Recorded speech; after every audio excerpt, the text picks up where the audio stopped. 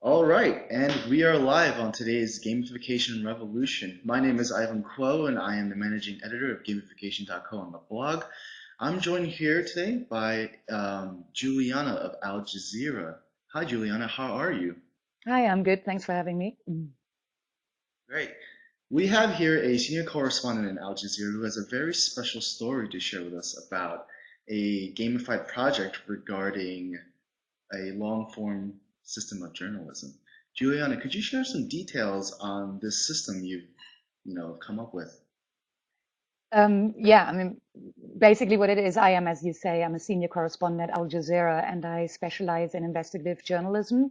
So what I normally do is I produce documentary films, investigations, which are about 25 minutes long, up to an hour. And I set out to do an investigation into illegal fishing in Africa and Sierra Leone, pirate fishing, where South Korean trawlers come and steal African fish.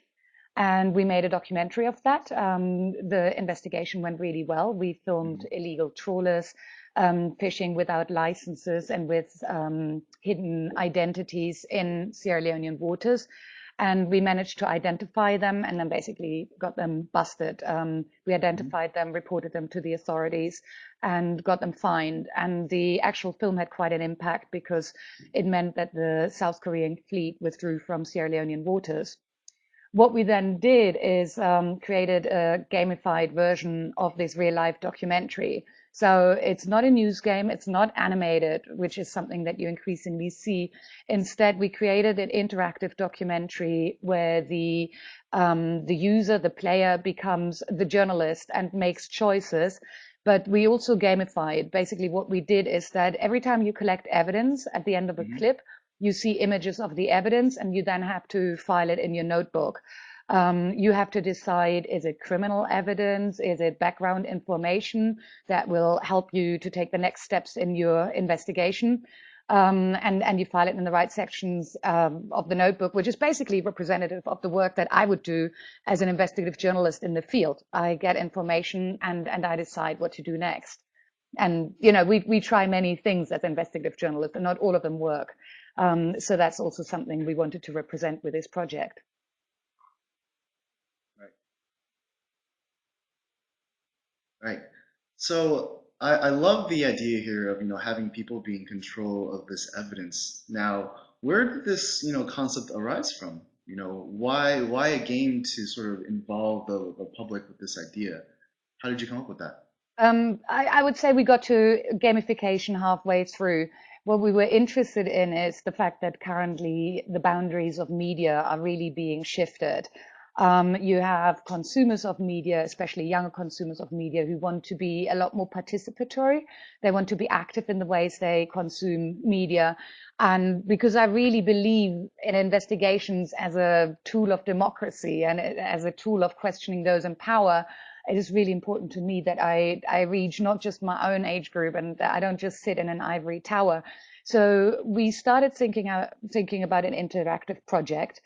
Um, and we were learning on the job. So we went through many reincarnations and we didn't have gamification in the beginning, but I ended up presenting it to a large class of international MA students at City University here in London, and they started questioning the whole idea of choices. So we went back to the drawing board Mhm. and started reading and hit upon gamification and the idea that you have a reward system, that you maybe manage to retain users for longer duration, that you can share badges on Facebook, which is something we're doing.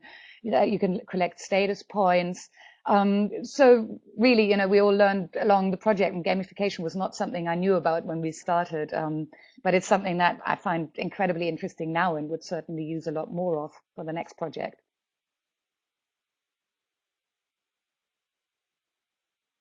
That's fantastic. I think that raises a great point about just consumption of media in general as it results to a younger audience.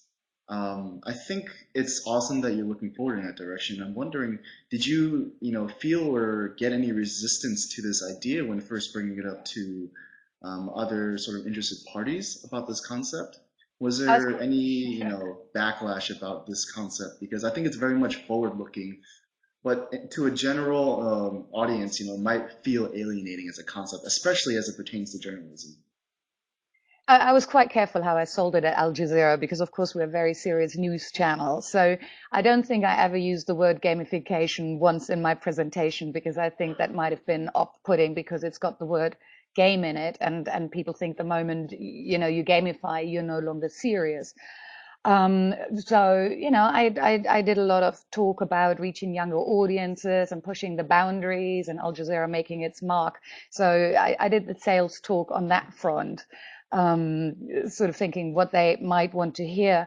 And I think what's interesting, I mean, we've only launched about 10 days ago, but what's interesting is in the analytics that we're getting back is that the vast majority of people who've been on the website and who've used or played this interactive documentary are people who've never before been on the Al Jazeera website. So we've got a massive reach into new audiences. So I hope That's that great. that's convinced the people I work for that next time I come and say, let's gamify investigations, there is an open door.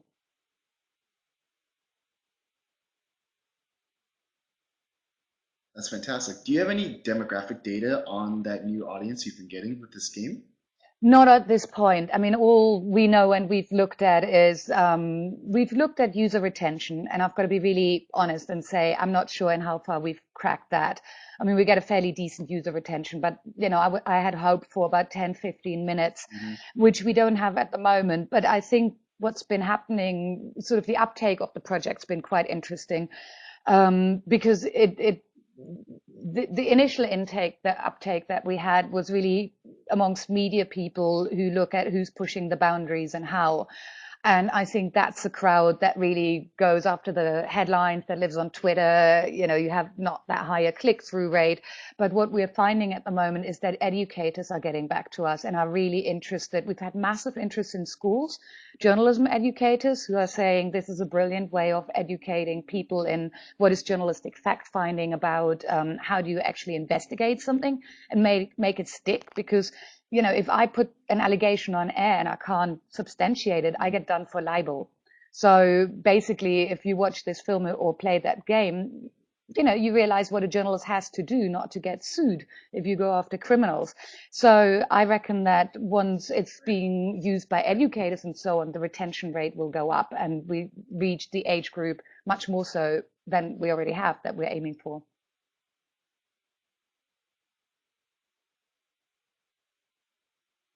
True. And I want to get into a little bit more about the actual mechanics at play. So you mentioned a little bit about sort of organizing sort of evidence with one way and towards versus another. I'd love to know sort of how did you approach the design process? How involved were you personally in making this experience for others to go through? And do you have anything to speak about that? Yeah, sure. I mean, it became a bit of a labor of love because we had a budget which was not very big, and we realized quite quickly that our ambitions were bigger than the budget. And I had a fantastic production company in Rome, Alteria Studio, who also treated it as a labor of love. So we lived and breathed it for about over a year whilst doing our other jobs. I think was really important to us, and I think also this is where the project is unusual, is when you look at what's happening in web documentaries, um, most of them, I'd say 99% of them, have abandoned the linear narrative. So what you get is you get clips. And you get video, and you can go into an interactive project, depending on whether you are in Israel and Palestine, and you can watch clips from characters that are either on the Jewish side or the Palestinian side, or there is a famous project called High Rise in Canada where you can go into different flats and get to know different people who live in them. What was quite important to me is that, because I consider myself a storyteller as much as an investigative journalist, is that I didn't want to abandon the idea of a linear narrative. Now, there is an inherent contradiction, which is really hard to crack, in giving the user and the viewer freedom of choice whilst maintaining control over the narrative and remaining the storyteller. So we ended up having these Right. really big flowcharts, and where's the freedom? Where can you go from here to there? Option one, two, and three, and then how do we have to redirect them to the narrative that we want them on? That was a massive headache. But I hope Mhm. that we cracked it, and I'm quite proud of that we've done that, because I think, again, if you go back to viewer retention and why should somebody stay with your project for more than, the 1.5 minute, oh, I got that, that's really cool. But, you've got to take people on a journey. And I do hope that that's what we've done. But that was a really tough nut to crack. Yeah, I completely can see that. There's a game I've been playing outside of this that's not investigative journalism, but it was inspired by The Walking Dead, which was a, visual graphic novel, made into a game. And it was very similar to this, in which players all had this, narrative to follow, but within that game, they had these choices to make, bringing on path A or path B. And the magic of those developers was that they managed to convince the player that they were making these huge confounding choices, but in fact they were all leading towards a linear path. And so, to your credit, I think if you can pull off mechanics like that, that's really powerful because that allows players to feel like they're making huge changes to the way this experience happens, and it makes it personalized to them while still following a narrative that you want them to be on. So I love that. That's very impressive that you're, able to pull that off. Well, I mean, I hope we have. I think the other thing that made it even harder, and we had a lot of challenges, is that we worked within the documentary medium. So, there are some really great animated news games out there, and some of my Mhm. favorite, and some of the award-winning projects that are around at the moment. For example, something called Iran which has been produced by France 24, which is about journalists' visits to Iran and how do you find out what's going on there. These are all animated, and I think people animate for a reason because, again, it's the control over the narrative. We had a real life investigation which you can't Right. control on location, where you film what you can get, and you can't quite often get everything. So in some Mhm. ways that places even greater restrictions, but that was also the challenge. I mean, what we did is real. Everything about it is real. Right. So the way I perceive this right now is you probably had some wrapper over these videos that players can interact with, right? And depending on their choices, either one or two of videos would appear based on what that happened. Is that how it went? Yeah, I mean, we did two things. I don't want to. We have choice, and what we've created is interactive environments. So let's say we start by filming the illegal trawlers in the south, and then we did as much. So we take a GPS reading of these trawlers in the south to ascertain that they really fished illegally in prohibited areas. So once we had that data and we could prove illegal fishing, there wasn't much more we could do in the south, and we went to Freetown, which is the capital of Sierra Leone, and we went into the maritime headquarters, and that we did as an illustration in the actual web documentary project. But then you can click within this interactive environment and decide, who do you want to talk to, how do you want to proceed. So sometimes what we had to, in order to give choices, is create virtual environments, which we did on a number of occasions. When we finally find the guilty trawler, the illegal trawler, and we go to inspect it, again, we have a drawing of the trawler, and you can choose what you want to do first. I love it. I love it. So what I'm hearing here is, most games they have mechanics, right? And there's some type of narrative or story, but you know, it's fiction in most games, right? But I think what you've attempted to do was to take sort of mechanics within the game and associate with, truth and facts as a result of your journalism, right? So in a sense, the mechanics and what these sort of numbers mean, like phishing data, you bring it back to the reality of what it is you found out in your journalism. So I think that is really powerful as a means of storytelling because the direct mechanics that players are engaging with is the truth. It's not just the story that they're moving through, but all the information that you're using within the experience are helping you tell that story. Is that how you're sort of approaching it? No, for sure. And I mean, that's an aspect that I've since doing this project, I'm really interested in. I mean, I've looked a lot more at these kind of games. For example, Papers, Please, which I think is fantastic. And I've heard Yeah, I love that game. gamification guys. I thought it was great. giving talks. And I'm really interested now in what you're saying. You know, once you understand the mechanics of a situation, you can turn it into a game. How you have to realize the structures.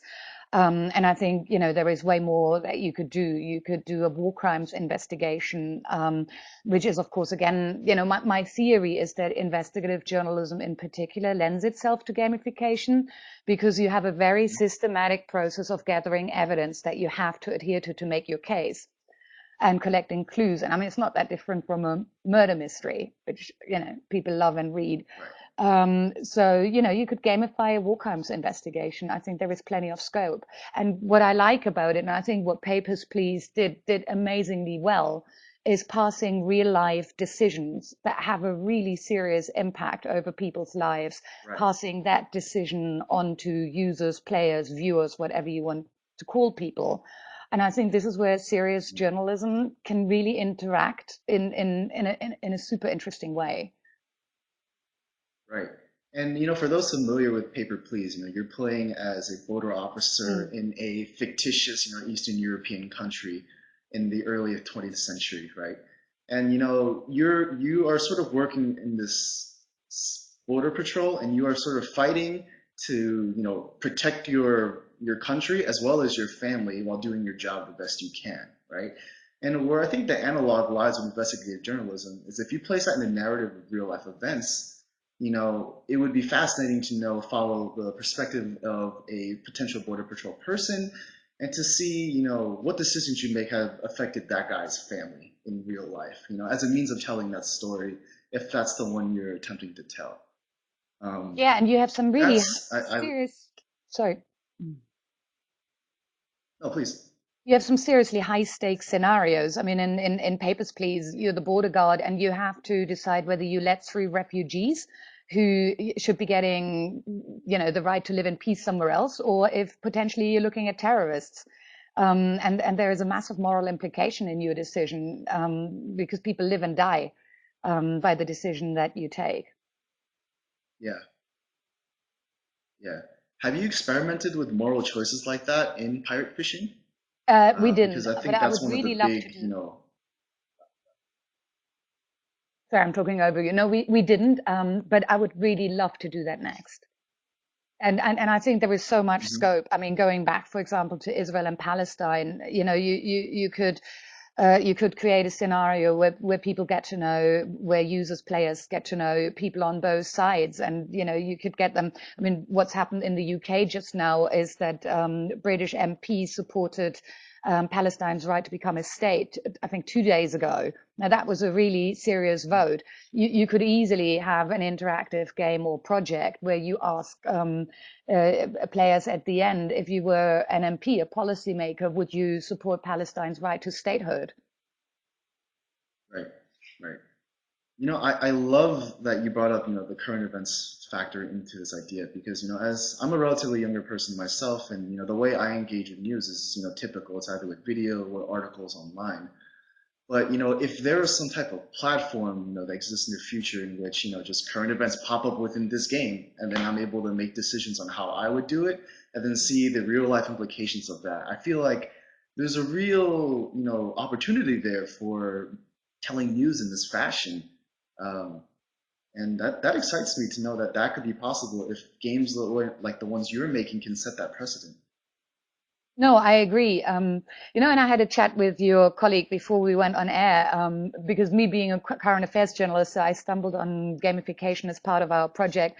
And of course, my Google search throws up something very different from you know most other people's Google search.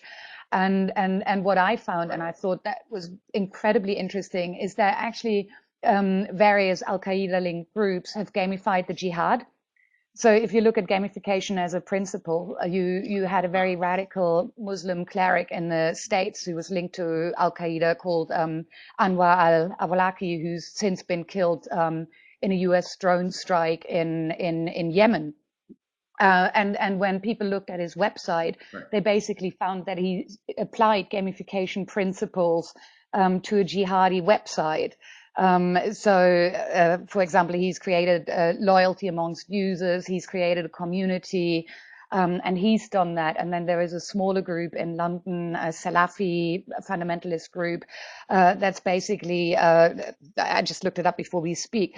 They had a so-called fundamentalism meter where where users, jihadi users, were scored by fellow jihadi users in just how radical and fundamental they are.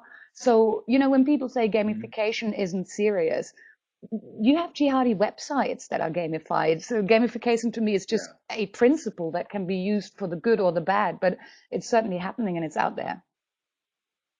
No, exactly. It's a tool. It's just a mechanic that can be used for, good or bad. Again, just like how people try to argue how religion is in absolutes of like negative or bad or good morality. It's, that like gamification, they're just tools that, are affected by the people who use them.